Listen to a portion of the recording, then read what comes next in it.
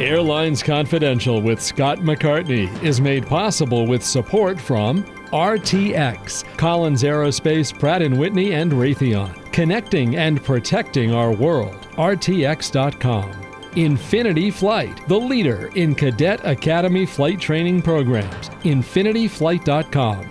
Ontario International Airport in Southern California. SoCal So Easy. FlyOntario.com. The Executive MBA in Aviation at the University of Colorado Denver. business.ucdenver.edu. And by Cirium, the world's most trusted source of aviation analytics, Cirium.com. We also welcome your business's support. Contact us at airlinesconfidential.com. Welcome to Airlines Confidential. I'm Scott McCartney, and I'm going to begin this podcast in the most non-conversational and least friendly way by declaring, with all proper British decorum, put a sock in it. That's directed at British Airways, which just announced that it will allow voice and video calls in flight when it gets very fast Starlink Wi-Fi service installed in its aircraft. More on that later, though I guess I have made my view clear. What say you, Christina Cassotis? Welcome back. Well, thank you. It's always great to be here. It's really interesting. I had the same opinion. I do have a story around that, and I am going to see how you feel about it. Okay, excellent. Yeah. All right. So we have a lot to talk about, which is why, let's save the British Airways discussion for a little bit later. A couple of high profile management changes to talk about, which let's preview it. I think it sounds like Freaky Friday. And in addition, JetBlue and United have both raised their checked baggage fees. Spirit Airlines has asked for a delay in getting its reorganization plan approved. And both of these things stem from the same cause, of course, which is higher jet fuel prices, which are truly disrupting the industry and are going to have significant impacts on a whole lot of us. Yeah, I think it's really getting serious. We're also seeing some developing shortages of jet fuel in some parts of the world. So, to help us get a clear picture on what's going on, I'm going to talk this podcast to Oliver Wyman partner Khalid Usman, who has done a lot of data diving and analysis of the changes taking place right now and what's ahead for the industry. We'll talk about passenger demand. We'll talk about route and network changes. We'll talk about winners and losers in this new aviation economy with oil prices above $100 a barrel. And spoiler alert, it's really pretty sobering. But I think the Oliver Wyman information will really help bring clarity for all of us about what's going on. So let's talk about Spirit Airlines first, because listeners may have missed some of the news last week. Some of this came out of the court filings, which I dug into. On Thursday, Spirit filed notice with the bankruptcy court that it was canceling its planned auction of 20 Airbus jets because no bids had been received by the April 1 deadline. But listeners will recall that Spirit already had what's called a stalking horse bid, a minimum, if you will. The minimum was $533.5 million. The bid for 13 A320s and 7 A321s came from an entity called CSDS Asset Management, a firm that buys and sells and leases commercial aircraft. So with no bids higher than $534 million, CSDS will get the airplanes. This is all part of Spirit shrinking its fleet from 214 airplanes way down to about 80 airplanes. And on April 1, and this is no April Fool's story this week, by the way, Spirit asked the bankruptcy court in New York to give it another 90 days to file its reorganization plan. This really isn't a surprise. This is a big, complicated reorganization, and Spirit was really trying to power through it quickly. But it's also significant because clearly there are concerns about the reorganization plan as it's written today. Spirit has put this plan forward with its creditors and needs to get approval of the creditors. That concern, no doubt, is the near doubling of jet fuel prices. Jet fuel is roughly 25% of an airline's costs. In Spirit's third quarter last year, that was the last quarter that they publicly reported with the SEC.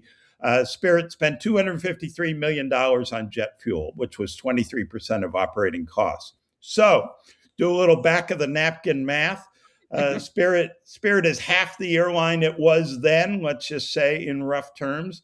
And now it's having to pay kind of the same $250 million for jet fuel each quarter. But it only had planned on paying half that much in its reorganization plan. Suddenly, the war in Iran is costing Spirit an extra $100 million or so per quarter, $400 million a year. Pretty soon we're talking real money. And the reorganization plan most likely goes from breaking even after a year or two to continuing to rack up losses with the higher fuel prices. In other words, it doesn't work with higher fuel prices. So Spirit's best hope now is that the war ends quickly and jet fuel prices come down. Spirit said in its court filing that it was continuing to negotiate with key creditors and constituencies, including lenders providing its revolving line of credit who had not previously agreed to the reorganization plan, and certain aircraft lessors, which apparently have not agreed, and its labor unions, which get a vote in this. I think Spirit's mostly buying time because there aren't really any good other options. What do you think? Well, first of all, what I think is I'm all for buying time because Spirit serves a really important role in the overall national transportation system. It's an ultra low cost carrier. It serves a very specific market segment. And I worry about them going. I mean, we have Breeze, we have Sun Country, we have Allegiant, and there's that merger moving, Frontier, Avelo. So I think that there's something to be said for that business model in the market.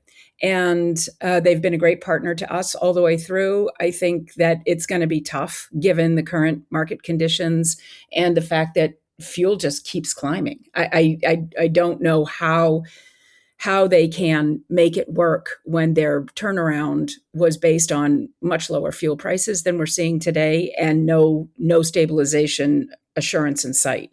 Yeah. That said, I fingers crossed for a miracle, but I think it's going to take something like that. Yeah. It's really tough. Yeah, it is. And a lot of good people who work there. And I think, it's got to be tough. It's got to be tough to still be there watching it happen. But, I do appreciate that it's a crazy environment to be navigating this through. This isn't sort of a normal economic cycle. So no, and one of the curious things, the alternative gets tougher too, right? Because if we're going to see airlines start parking airplanes because they're no longer economical, well, that makes the liquidation possibilities for Spirit when the creditors look at it, they say, okay, are we going to get more money back from liquidating or get more money back from letting these guys fly? And liquidation doesn't look any better at higher fuel prices. Isn't Lufthansa? I think I saw something that Lufthansa was talking about grounding as many as 40 aircraft due to the spike in costs. Right. So this is coming, is my guess. No, and absolutely. Right. And this is what I worry about as a spoke market. This is where it hits first. Is places like us. And that's what I get concerned about. We had a great start to the year, and now it feels like, oh no, please, we don't want to see the impacts of this because it sets us back in terms of our ability to take care of our economy and overall, I would say nationally. When aviation is curtailed, the economy is curtailed, and I know it's only one impact of what's going on, but it's huge. It has so many tentacles. Oh, yeah. Okay. Yeah. The other oil-related move had to do with checked bag fees, which is right in line with the conversation we're having, which is how to mitigate what's going on. JetBlue said it was raising its baggage fees by between $4 and $9. And United said it was raising its fees by $10 across the board. For United, that means the fee to check the first bag could be as high as $50, depending on when you pay the fee. Of course, paying at the airport at check-in is the most expensive. And this fee applies to domestic flights, trips to Mexico, Canada, and Latin America. Raising baggage fees is a bit easier for airlines than raising fares. These higher fees aren't likely to cause ticket buyers to switch airlines, at least not as much as raising fares would. And the additional dollars can be significant. United takes in more than $1 billion a year in baggage fees, according to some estimates. So if you increase that by 25%, you're talking real money, like another $250 million. But that's not going to begin to cover the higher fuel costs. Last year, United spent more than $11 billion on jet fuel. That means if this increase lasts, the hit to United, which is a major, huge global carrier, is in the billions, not millions. And Delta, another one of the big three, by the way, is still at $35 for its first check bag, at least as we're recording this. And of course, that could go up any day. It's really interesting to me because I know at the JP Morgan conference just a couple of weeks ago, the airlines were talking about, the fact that they saw demand as being pretty strong. And I just wonder how long they're going to hold on to that opinion, and how much of this consumers are willing to absorb before they start changing plans. No, it was high fuel prices that led to the creation of bag fees, at least in the U.S. Years back, and they worked for airlines then. But you're already collecting $40 a bag at United, and at the highest rate, and for the first check bag, and so now you go to 50, and there is an incremental bump there, but it's not going to cover you. It's going to save it. On the other hand, that passenger who's paying $10 or more outbound and return, presumably, you can see how it's more palatable to put it through that way than raise the fare $20. Yeah. Well, it's going to the elasticity of demand in this environment is what everybody's looking at, right? Yeah. And candidly, what's on the supply side? What can they really absorb? What are they going to be able to recover to cover the delta that nobody expected when it comes to fuel? It is really tough. Yeah. So a couple of disturbing news notes, Christina, and this one we already previewed. Maybe this is welcome news to some, but I think it's disturbing to others, certainly to me. But British Airways says that when it gets Starlink Wi-Fi service, it will allow voice and video calls. Chatty passengers will have to use headphones, and they will be asked to keep their voices low. But all I can say is ugh. Only one other airline allows this that I know of, and that's Qatar. I just think it's a horrible idea. You create tensions between travelers. We all saw how that spilled into violent confrontations on the airplane over face masks during the shortly after the pandemic. You create more fights for flight attendants to have to referee. I think it's just a serious issue for flight attendants. Imagine a noisy neighbor on a long flight. Serious issue for passengers. If I have to listen to your deal negotiations, why shouldn't you have to listen to my music or my detective show or whatever? And do we really need this when we can text and we can email on the airplane? I just think it's a really bad idea. I'm curious to hear what you think, but let me. Okay, you keep going and tell me when I can. Let's talk about this one first, because I know you've got some feelings about the next one too. So here's what I'll say, and it's funny because when I heard that, I thought, really? I had just been at BA a couple of weeks ago. Sean had invited me, was so flattered, to address his leadership group. Biannually, they do a big offsite, and I went in and talked to the leadership group about what we had done at Pittsburgh and met a whole lot of people. And I thought, oh wow, this was never previewed. So Wow. it felt like it, well, I'm sure we weren't there for the whole day. Let's be clear. I'm not sure. I was there for half the day, but I was shocked. And my first reaction was yours. And then I thought about what happened to me back in 1999. I was a consultant with SH&E. I was headed to my client in Little Rock, Arkansas. And in those days, I didn't have a cell phone, 1999. And we were still using payphones. Those were still in airports. And I got on a TWA flight, was going to connect in St. Louis, get into Little Rock. And, and I called my dad, who was dying of lung cancer. And I said, I'm coming over tonight. I'm going to take a leave of absence. He had been diagnosed just 18 days earlier. And, he was a Pan Am pilot. He was 58 years old. He had been in great health. All of a sudden, he was sick. I'd spent a lot of time with him, had talked to my husband and said, I need to take a leave of absence. I just need to be around for this. And I called him from the plane. And remember the earphones TWA had?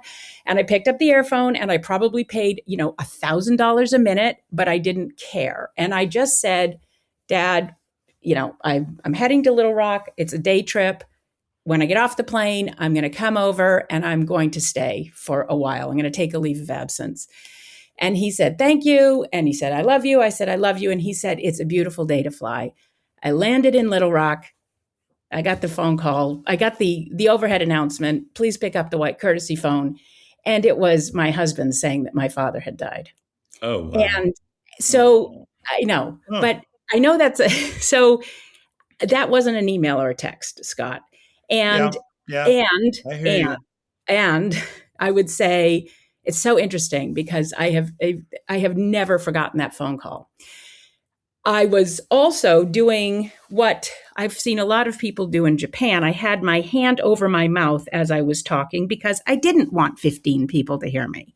And I think that, what we all deal with in society, people walk into an airline lounge with a conversation on FaceTime and no earbuds in. And I just think, why do we have to listen to this? So I love, there are a couple of airlines that are making it very clear that, nobody should have to listen to your stuff. So I hope that, that the training goes into not having to listen to some person having a robust conversation, and that the flight attendants have the ability to say, you have to get off this call now. You're being too loud. But I agree, it definitely will have some implications. Mostly, I don't want to be on the phone when I'm on a plane. Right. It's like my happy place, A 14-hour trip where nobody can reach me except by text is awesome. Yeah. I appreciate your story, your phone call with your dad. Yeah, I know. Heartbreaking and heartwarming. My one experience was not nearly as poignant. I was going on vacation with the family and had one story that was running, I guess, that night, and ended up having to call an editor from the airphone. And we ended up in a huge fight. Were you the jerk screaming on the phone? I was the jerk screaming on the phone, yes. And my children were mortified and horrified. Yes. And, vacation got off to a very bad start. And they still, to this day, don't let me forget that I was the guy on the phone screaming. That's very funny. We had two very different experiences. I read, do you ever read The View from the Wing, Gary Leff? Because sure. I read what he had to say about it. And what he was saying was, first of all, it's about time. We have the technology and the jerks are going to be jerks, but they're jerks anyway. So that's why I was asking, were you the jerk on the phone? Yeah, I was. But hopefully most people won't do that, I guess. Look, I'm with you. But back in the day, they put those earphones on the planes and they didn't seem to have a problem with it then. I think that it just didn't work because they were so expensive. Right. Well, and, we get a little taste of it, when you land, right? Oh, and ding, and everybody gets on fire there. I tell you, the best, in the category of I know everybody's listening, landed one day, and this guy gets on his phone, and everybody hears him say, "Hey, honey, change the sheets, send your boyfriend home. I got an earlier flight." Oh, good grief. And the whole plane cracks up laughing. I was going to say, I mean, maybe it will prevent some of that. I don't know. I think it's a massive social experiment, and let's see. Yeah. But your reaction was my first reaction. I will say your reaction of ugh was my first reaction. Like, I don't want to listen to somebody else's conversation, but candidly, you get a party group on a plane, you're listening to it anyway. Right. So who knows? All true. All true. All right. Second bit of disturbing news. We should all expect some serious delays at San Francisco International Airport, especially this summer. The FAA is lowering the arrival rate by 1/3 from 54 down to 36 landings an hour. The FAA cited repaving at the airport, but more importantly, a decision to end parallel landings in clear weather. The FAA said the reduced rate would remain in effect once the repaving is completed. So that's not really the factor here. I'm not sure what is. United and other airlines said they were talking with the FAA to work this out. It's unclear why the FAA is no longer comfortable with parallel landings at SFO. The agency noted that it has never allowed parallel landings in low visibility conditions. Landings will have to be staggered on the parallel runways there, the 28s, 28 left and 28 right. Yeah, this is a big deal. Yeah, some background. Those parallel runways, 28 left, 28 right, they're only 750 feet apart, center line to center line. And you normally need 4,300 feet for parallel runways to have simultaneous parallel approaches, such as at Dallas-Fort Worth International. That's why they're spread out so much. But precision radar systems developed decades ago have allowed parallel landings at closely spaced runways. It's used around the world. It's been in place at SFO for more than 20 years. The radar scans faster and provides controllers with more accurate locations of airplanes.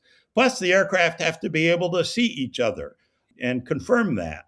So parallel landings at SFO are only allowed in visual conditions. The question is, have there been problems at SFO that triggered a stop to parallel landings? None reported there so far. Is there a problem with the technology or just discomfort within the FAA? Look, if there is a safety concern, by all means, the FAA should discontinue an unsafe practice, but it should also get to work on better technology to allow it because lots of airports, especially SFO, need this. Once again, I guess this is an example of how better technology can allow more capacity. I hope there's something real behind this. And it's just not the administration punishing San Francisco. Who knows? What do you think? Well, a couple of things. First of all, there are quite a few airports in the U.S. that have less than 4,300 feet on their parallels, center line to center line. I mean, there's a whole bunch of airports, DFW, Denver, us, that have at least 5,000, if not more, feet in between the parallel runways, which means we can all allow for simultaneous landings in any weather. Yeah. But there are a number of airports that are tremendously land constrained and had to get the exception to that rule. And they have been operating that way for a really long time. So to your point around technology, it's not just that it allows more capacity, it allows the economy to work the way it should. When you start to restrict capacity and you start to restrict that activity, that restricts the economy, the local and the global economy's ability to grow. I mean, San Francisco is a major connecting point for United into Asia. It's going to have an impact on the system, and it already has. And I think that whenever we're looking at something like that, to your point, it's really important to make sure that we find a way to get back to, I think they're going from 54 to 36 arrivals per hour, to get back to those 54, because that's what the market needs. No, you just took out a third of the capacity, 33% of the capacity of the airport. It's a really big deal. I mean, look, San Jose is not far away. There are some point-to-point carriers that could switch flying, and that could help. If you look at regional capacity, and you look at the Bay Area as a region, there's Oakland, there's San Francisco, San Jose. But for anything connecting, it's going to have a really big impact. And we need it to work. I will say that one of the things about San Francisco that's a little tricky is because of the way that the taxiways are laid out. I know that there have been issues in some low visibility conditions, but again, that's not where we have the problem. That's not what they're talking about. Where you'll have an aircraft that might line up on a taxiway instead of a runway. It's very quickly fixed, and it has not resulted in anything tragic. And that, to your point, is a technology issue that can be fixed. But I don't think that's what we're solving for. I think what we're solving for is visual conditions after the morning fog has cleared, right? So San Francisco gets all of that. They get a lot of low visibility. We get this too in Pittsburgh, that rolls in at late at night and early morning, but they're doing staggered landings then.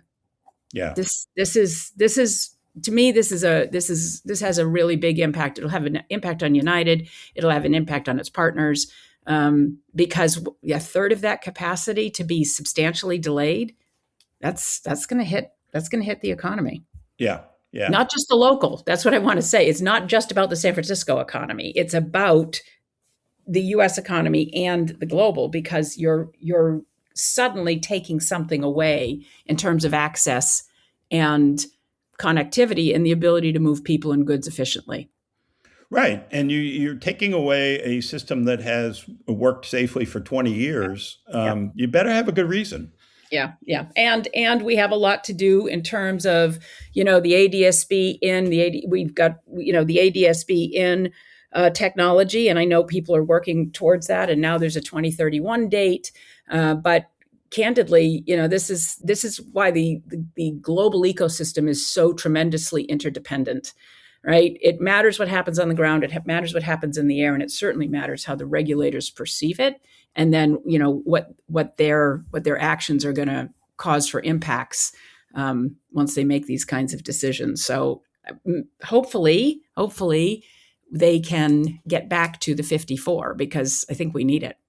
Right, sometime before 2031. And just for listeners, ADS-B, precision satellite-based location system. ADS-B has other functions, and airplanes can talk to each other and all that, but it can give a GPS location down to 8 feet or something.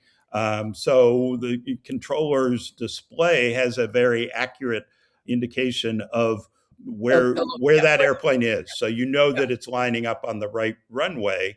And, that's what the inaccuracy of a standard radar system doesn't allow that to safely happen. But with an advanced radar system, which they have in place, you do get more accurate positioning of the aircraft, and you can safely operate with that short spacing between them. Yeah, ADS-B is fascinating. That's the whole sort of basis of next gen. And it allows for, instead of radar-based positioning, which is, I think, every 5 seconds, this is every half a second. And ADS-B out means that the plane itself is broadcasting its position so that the controllers can see it. ADS-B in means that the pilots have situational awareness without necessarily having to wait for the controller to tell them, right? So in the case of the DCA crash, the issue is that the plane did not see the helicopter did not see the plane. With ADS-B in, everybody is seeing what's happening, and these kinds of things, they don't happen. And the holy grail is the two airplanes, the computers can talk to each other and space each other properly. That's right. Right. Yeah. So it's a lot, and I'm flying to San Francisco soon, so I'm going to experience it firsthand. Okay. Two strong voices in the industry. Kevin Burke, the president and CEO of Airports Council International North America, has announced his plan to retire.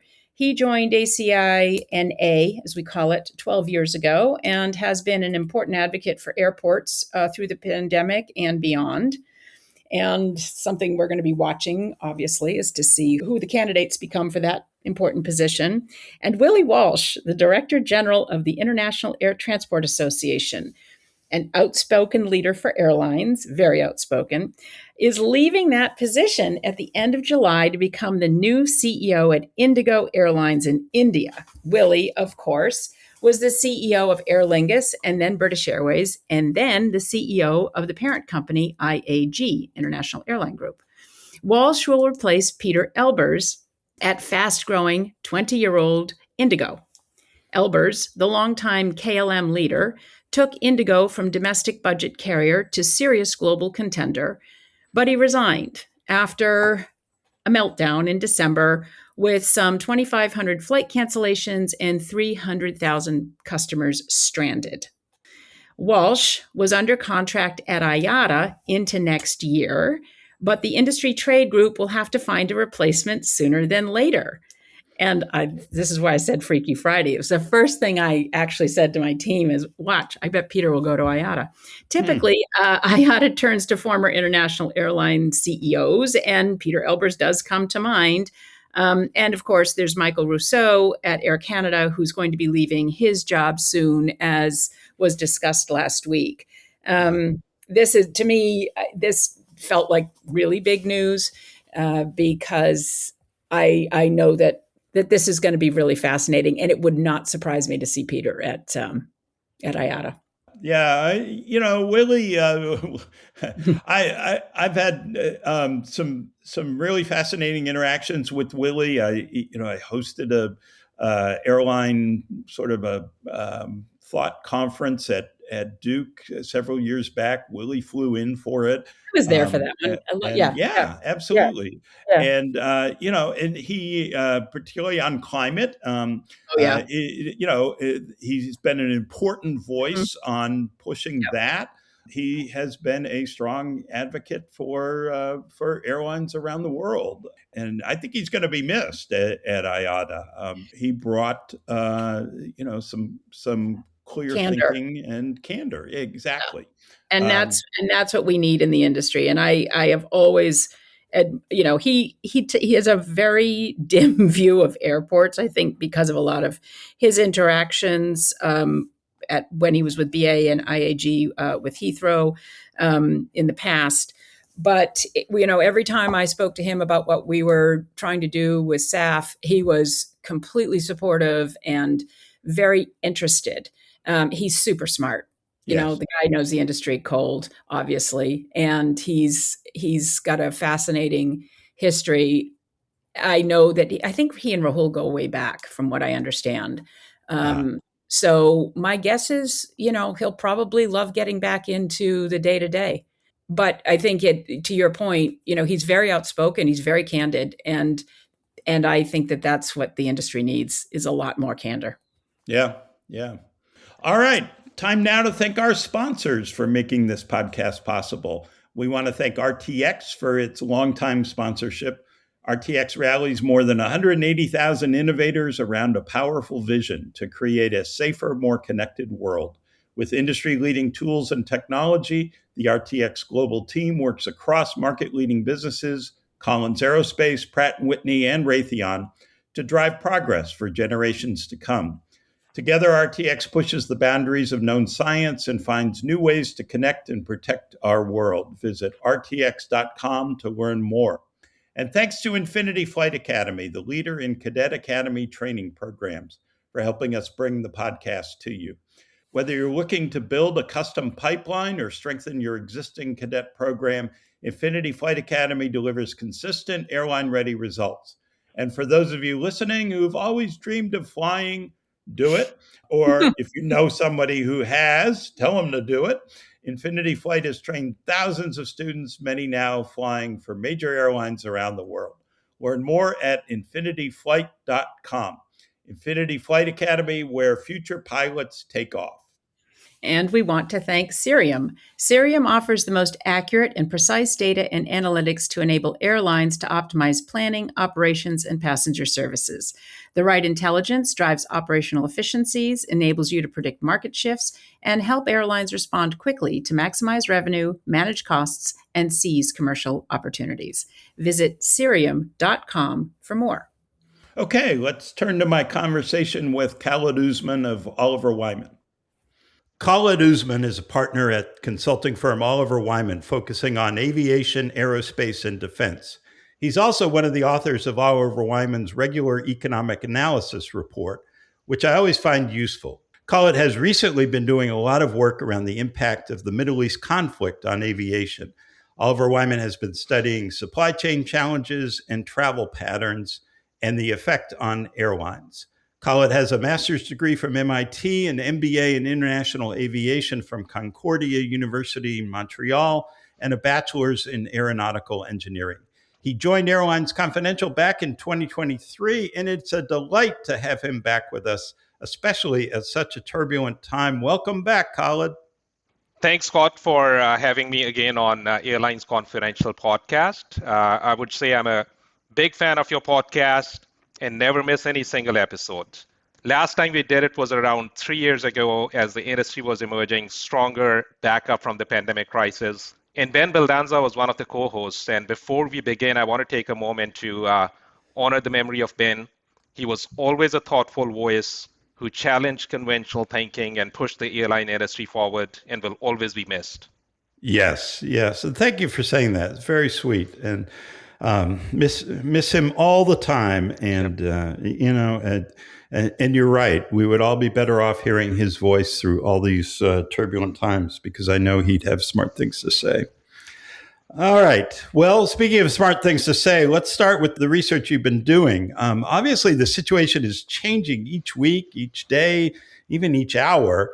And we know fundamentally that higher oil prices are not good for airlines. And some major airports in the Gulf and the Middle East have been severely impacted. What do you see as the key industry impacts to date of the Middle East conflict? No, it's a great question. I mean, aviation industry, as we have seen through the last couple of weeks' events, is going through another round of unprecedented turbulence. Flight cancellations and capacity groundings, fuel shock, airspace closures, passengers getting stranded, airlines calibrating their networks. The Middle East conflict is affecting aviation industry globally and in multiple ways. We have over 60,000 plus flights canceled, over 6 million plus passengers impacted, and a projected $34 billion hit to Middle East tourism. But most importantly, it's the sharp increase in jet fuel prices that is affecting airlines and travelers across the globe. Now, once we look at the airline networks and capacity picture, the key takeaway is that roughly 20% of global airline capacity as measured by ASMs is impacted based on the analysis of airline schedule data. And if we do the math, that breaks down into 13.5% global capacity directly exposed to Middle East, which is capacity that is departing or arriving into the Middle East. And to get the facts right, not all of that is rounded. And 6.5% of capacity indirectly impacted through airspace diversions and reroutings. So we are not talking about a marginal disruption. This is 1/5 of the global airline capacity. And that is a critical point. Even if you are not flying through the Middle East, you're still exposed because aviation is fundamentally a globally interconnected system. Airspace disruptions affect routings everywhere. Fuel is globally priced, and airline networks are deeply interdependent.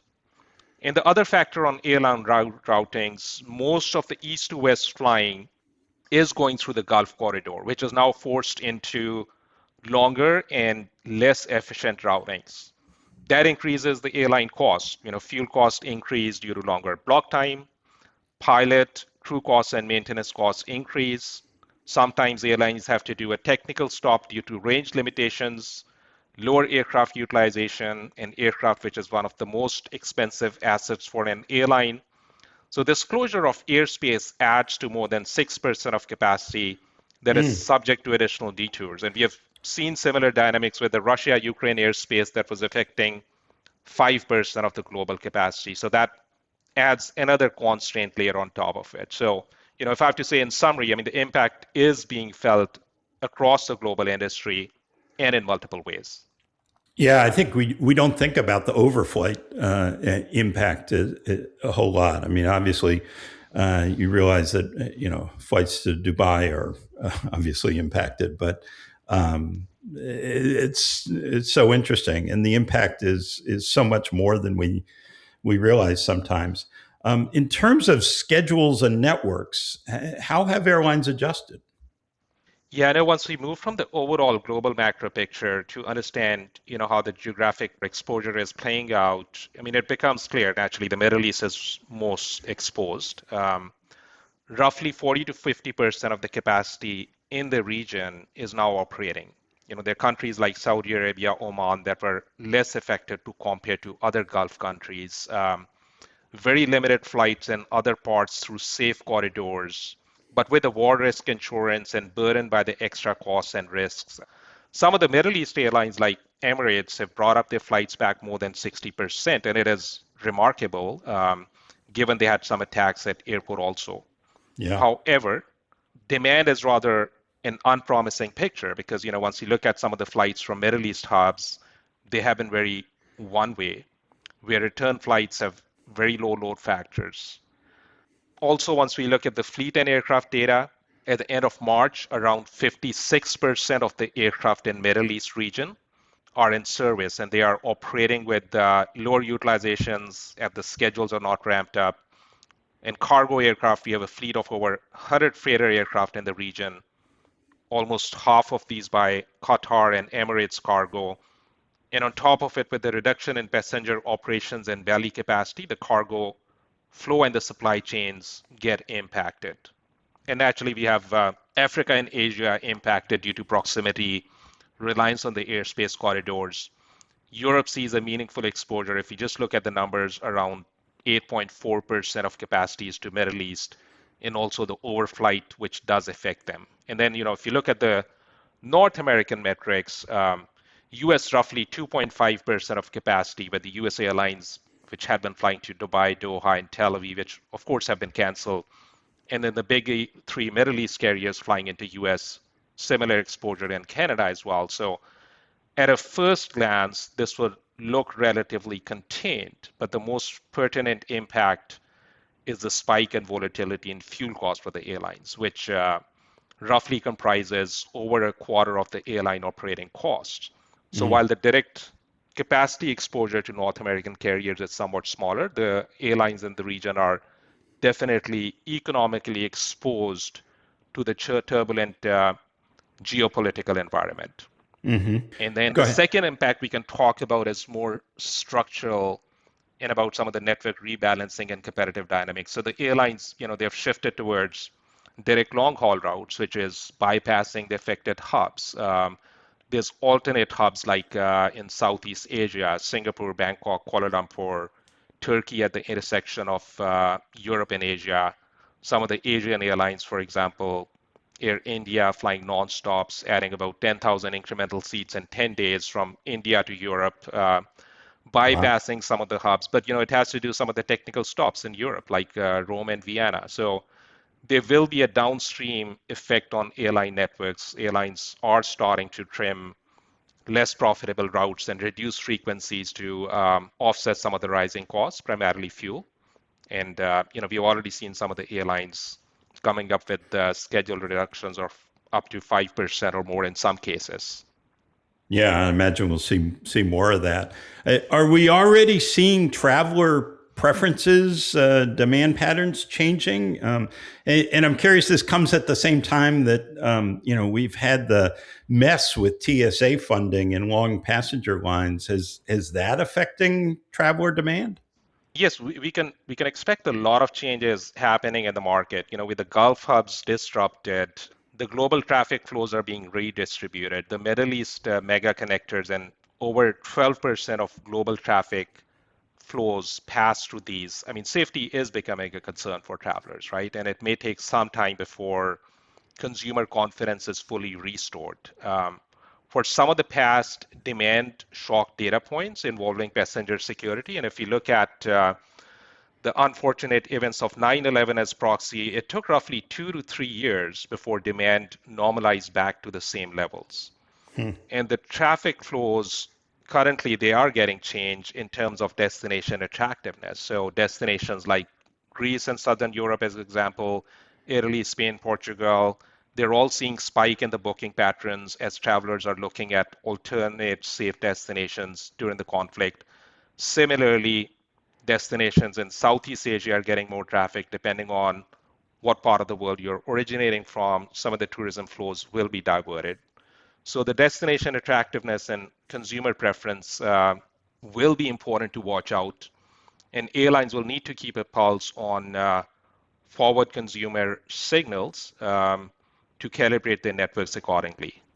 And we also saw some slight weakness in transatlantic demand pre-conflict, which was based on the forward booking data from Cirium. I think the question is, if the conflict continues, will people prefer to be closer to home rather than traveling longer distances? Yeah. So I think that's going to be important. And now, I know you raised the question on, the TSA. We also face some operational disruptions in US with long TSA wait times across the US airports, with some passengers either missing flights or shifting to alternative modes. Now, surprisingly, and as a positive sign, once we look at the numbers, the travel demand actually stayed pretty robust. March, which was the affected period with very long wait times, saw an average of 2.5 million daily passengers passing through TSA checkpoints across the US airports, which was roughly around 1.7% higher than the same figure a year ago. Huh. And once we look at, so surprisingly, that was pretty robust, right? Yeah. And once we look at February, which was without any such issues, we saw it was about 2.7% higher compared to the year ago. So if we do the math, we can attribute about a marginal decline of maybe 1% to passenger inconvenience. So, it's pretty robust in a sense that the delays acted more as an operational constraint rather than significant reduction in demand, which does imply that we are seeing strong demand as we head towards the summer season. Yeah, but some impact too. It's so interesting, and it makes sense. If you have a 4-hour TSA line wait, you may get in the car and drive to a destination if it's relatively close by, or you may just cancel the trip and do your meeting on Zoom or whatever. So, but it's interesting to see that data, and also that it does bode well for a robust summer. That's really good. So you mentioned some of impact of fuel prices and cutting some less profitable capacity. I'm curious on the broad picture of what you think the potential impact of that is. We've heard a lot of talk about airlines raising prices, airlines raising bag fees. But it does strike me that airlines in general have never been able to just pass on higher costs without severely impacting demand. If they could do that, this would be a high margin business. So they'd certainly pass on higher fares in good times if they thought they could. So what happens now to airlines and airports facing higher costs? Absolutely, Scott. That's a great question and a lot to unwind over here. So, the fuel costs, they represent over 25% of an airline cost structure. And the current Middle East conflict, this is uniquely impactful because it directly affects the global supply chain of energy flow. So now one thing is clear from the past precedents: energy shocks are never good for the industry and will have a profound impact on the airline cost structures, airfare changes, demand impact, route economics, and capacity takeout. So given the volatility in fuel price and unpredictable nature of events at Oliver Wyman, we prepared 3 different fuel shock scenarios and did some simulations, which can give some directional guidance on impact of global airline economics. And if I go through those, I mean, first scenario is a short-term spike, and the likelihood of this happening is pretty low, given even if the conflict ends today, the production and supply chain hangover can last much longer. Then we go to the moderate shock where oil spikes for 3 months to around $100 per barrel for Brent and then steadily normalizes at 80 per barrel for rest of the year. This is in line with the crude future contracts for the rest of the year presently. And a more prolonged shock scenario is where fuel stays at $100 per barrel for rest of the year. Now, if we focus on the moderate shock increase, the increase in fuel cost, it results in over 75 billion USD in increased fuel bill for the global airlines. Now, as a sharp increase in fuel costs, airlines pass major part of this fuel increase with fuel surcharges or with more creative ancillary offerings, such as increased baggage charges. And we have already seen some of that happening across the globe. So this increases airline fares, which by our modeling suggests that at oil spike, it could cause at least a 10 to 12% increase in fares, which could translate into an annual fare increases of 5.5%. Now, that also brings an interesting point, based on macroeconomic theory and what you were mentioning before as well, based on the price demand curve, there will always be a price sensitive segment or a more commoditized segment of the market, which will get impacted by increasing prices. In our moderate scenario, it would reduce travel demand by over 5% for months where we have an oil spike and 3% on an annualized basis. However, it's useful to point out that demand erosion is also non-linear, and you could potentially see more demand erosion if fuel spikes higher, and if it results in an economic environment driven by inflation, which causes bigger dents in consumer spending. And if you put all of this together under this scenario, it gets the global airline margins under pressure by 3 to 4% points and will squeeze the airline industry profits globally by about $40 billion. It will take a big hit on the global airline profitability, which was predicted by International Air Transport Association at the highest ever number of 41 billion for 2026 before the turn of the events. And this is kind of the lightest scenario, right? Yeah, I mean, I would say this is definitely more like on the moderate lines, right? We could actually see much worse if the conflict is lasting for longer, and you could actually see more higher spike. And I think, the bigger risk factor over there is, the economic environment, which could cause some dent in consumer spending as well. Yeah.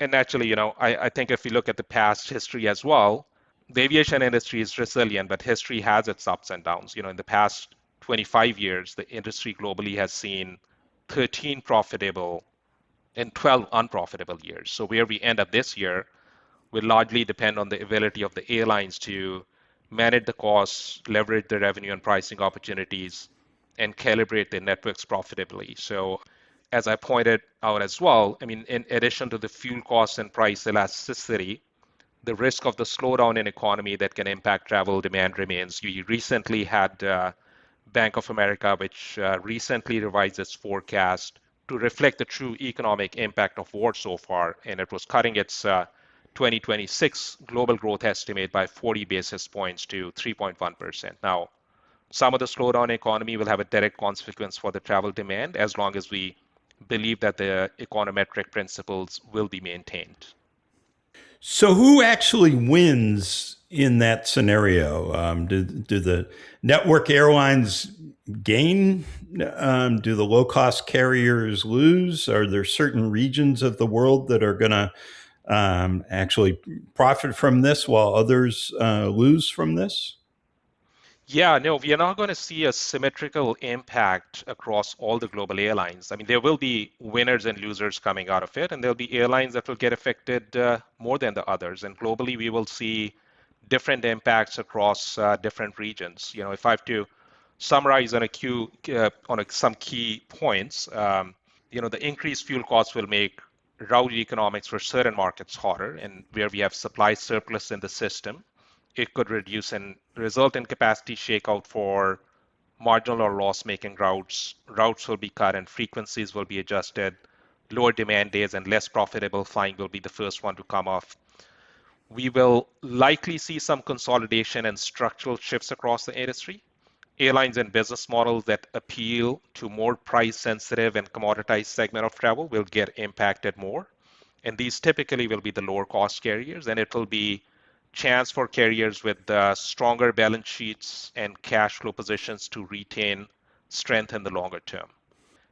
And if you look at in the short term, there will be opportunities to adjust networks and adapt to the new demand patterns, whether that's complementing the consumer preference for new destinations, and you've already seen some of that, or capturing some of the travel flows that are impacted. So there'll be an opportunistic play over there. And for the regions that are getting directly impacted, it will be a slow recovery process, both in terms of people getting in and out, the tourism flows, and people connecting over the mega hubs.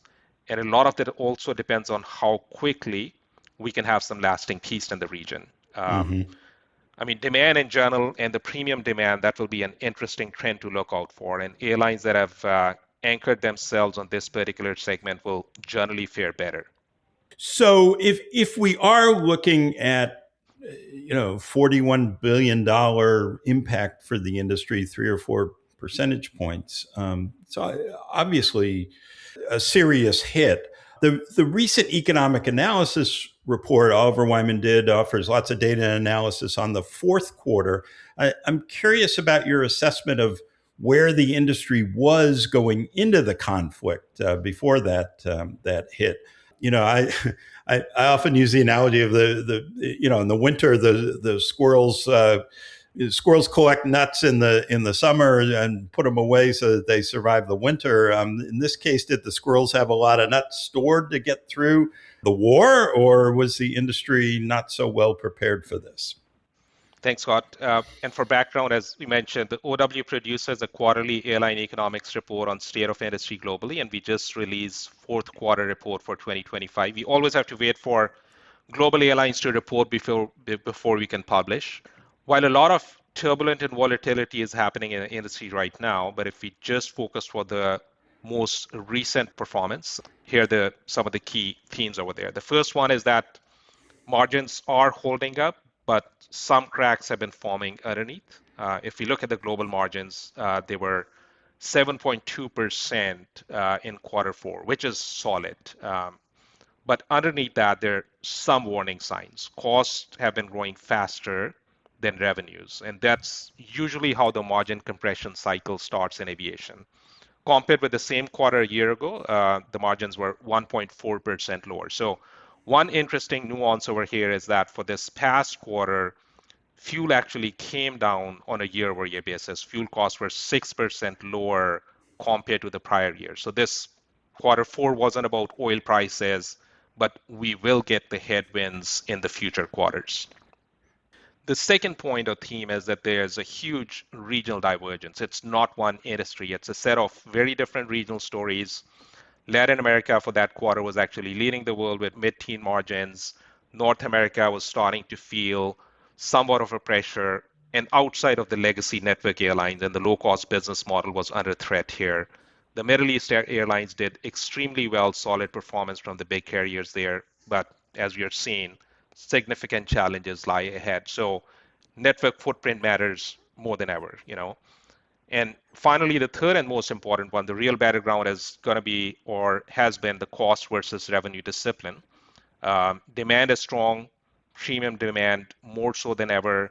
The challenge is in execution, how airline can control costs, maintain pricing, and run efficient operations. So now, if you look at it, the industry went through a recent turmoil 5 years ago, and as a whole is much better prepared to handle this sort of a turbulence in terms of network agility, cost control, and capacity and revenue discipline. There are airlines that are with very strong balance sheets and will, at the tail end of it, emerge out stronger. And there will be weaker ones for it will be much more challenging. I mean, needless to say, we will see some industry moves and consolidation happening out of this.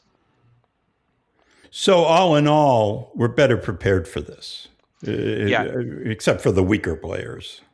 No, definitely. Yeah, I think it's not going to be a common impact across. We definitely have airlines that are in a much stronger place. And I think the playbook that they've leveraged in the last couple of years, I think, their tools at the disposals, the revenue monetization, how do I do that? Airlines have been extremely fast in reacting to the fuel cost and putting in fuel surcharges. So execution matters a lot more than it has done in the past. Yeah, yeah. So if we do have a continued conflict, how would that further impact operations, maintenance, repair, supply chains? What would be the long-term impact? And I'm also curious. I've heard a little bit about the possibility of jet fuel shortages in Europe or Asia or Australia because of the closure of the Strait of Hormuz. A friend told me that in Australia, public transportation is now free because they're trying to get people out of cars because of worries about fuel shortages. What is ahead if the conflict does continue?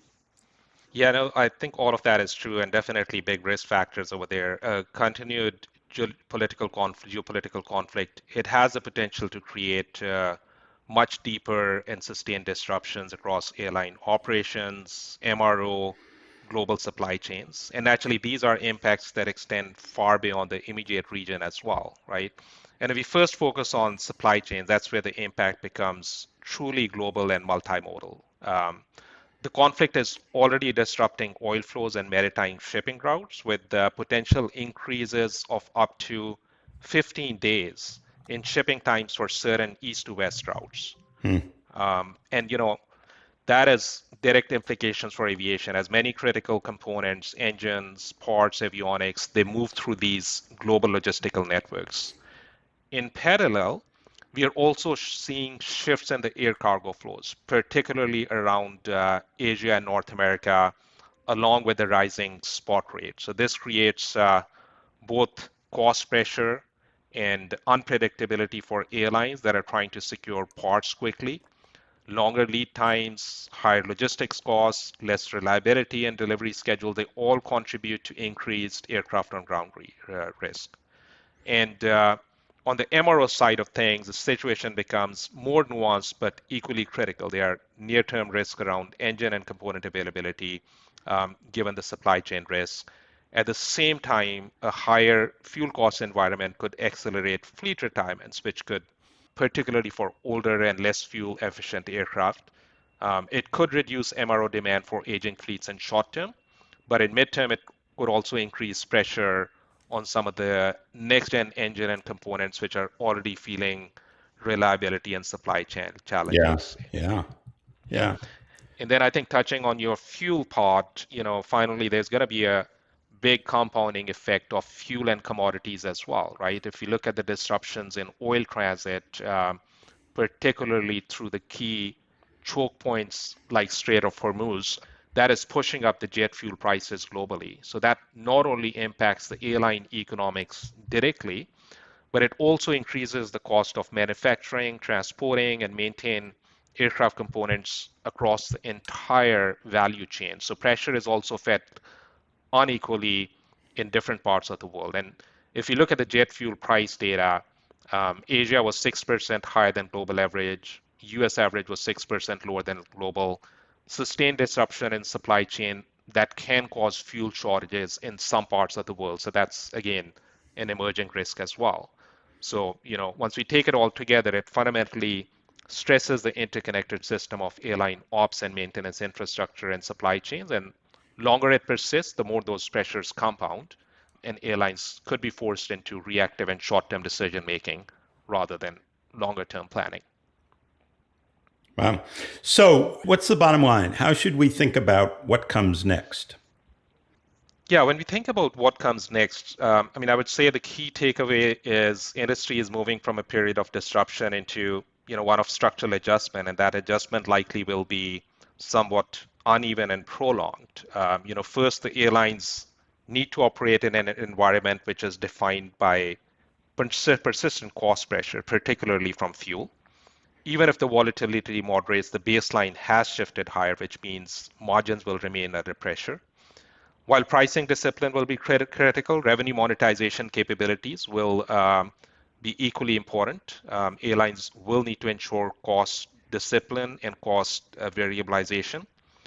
They'll need to be very agile in demand planning and recalibrating their network, something that they learned and adapted well from post-pandemic related disruption. And I think that's where we talked about that they definitely are well prepared for some of the playbook perspective.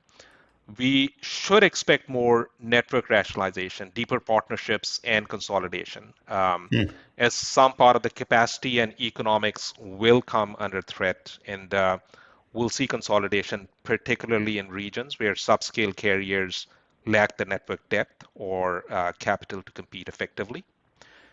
And there's going to be a second order effect as well. Consolidation could actually help restore some of the pricing discipline across markets, which in turn then supports the margin. So, but it may also raise some regulatory and competitive questions in certain regions. And then I would say finally, at the same time, aviation's industry underlying resilience should not be overlooked. Airlines have shown time and again, and through periods of past crises, that they can actually manage through volatility and emerge stronger. And it would not be any different this time. Airlines are vital to the growth and economic engines. Yeah, absolutely. And I suppose if the war ends and oil prices come crashing down and demand is strong, there's going to be the chance to get back a lot of that $41 billion or whatever the losses are. Yep. All very interesting. Khalid, this has been so useful, so helpful, and really appreciate the analysis, the history, the wisdom, the insight, helping us make sense of it all is really valuable. So I really appreciate your work here. It's great to be here, Scott, and very insightful questions and great discussions. I think it's interesting times, and I think the airlines are definitely, I would say, prepared to handle it, but naturally there's risk on the horizon.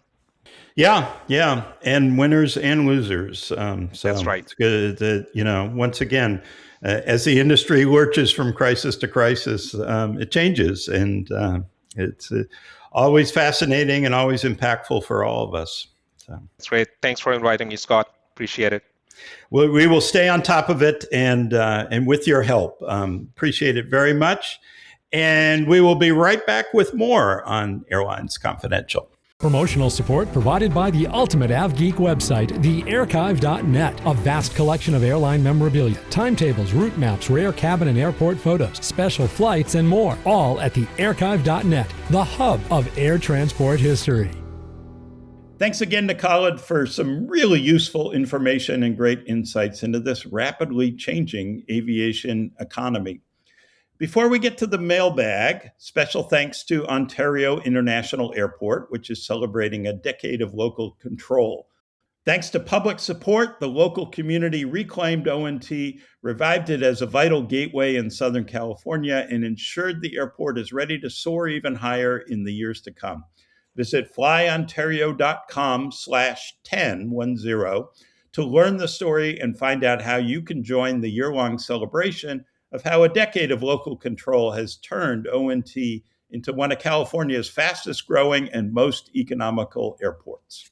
Kudos to Ontario, as always. Yeah. In addition, thanks to the Executive MBA in Aviation at the University of Colorado, Denver.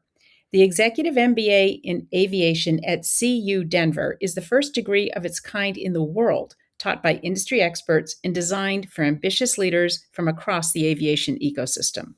With classes located at Denver International Airport and week-long residencies in Washington, D.C., and at airports around the world, students experience a hybrid, flexible course structure that balances in-person and online classes without career interruption. Go to business.ucdenver.edu to learn more. I love this program, and I'm excited to learn more about it myself. Yes, absolutely. It really is fantastic. And I know you're involved, and a lot of your hosts are, and we're definitely looking to figure out how we can participate, because I think this is such a huge opportunity to really understand the ecosystem as opposed to just one part of it. And I credit all of you for starting this. Really well done. And they're doing a great job with it. The University of Colorado Denver's, I've been so impressed with just how they teach, how they run the program. I've met some of the students graduating from the regular executive MBA program. It's just fantastic. And the students that are in the aviation program now, I think average age is like 41, and they are extremely talented and from all different corners of aviation and beyond, banking and medical, sort of career change people. It just has attracted a wonderful group. And I think, the future, the next class that starts in January will be just as equally exciting. So really encourage people to take a look at it. All right. In the mailbag this week, one thumbs up and one thumbs down from listeners. First, the thumbs up from Brent in Houston, who describes himself as a self-proclaimed flight profitability geek. Brent says, I just listened to the episode on route profitability. I have spent most of my 30-year career in this discipline, having implemented flight profitability systems currently running at American, Southwest, and Delta, as well as serving as a subject matter expert for countless other airlines. I have to say that Doug Parker did an unbelievable job in explaining the discipline airlines use in measuring route performance. While Doug simplified the examples, he was complete in the way in which the analytical data is built, covering beyond contribution, credit card revenue, and the impact of aircraft ownership. What makes this craft so rewarding is the blend of the science in data management with the art of cost allocation methodology to drive real-world decisions for airlines.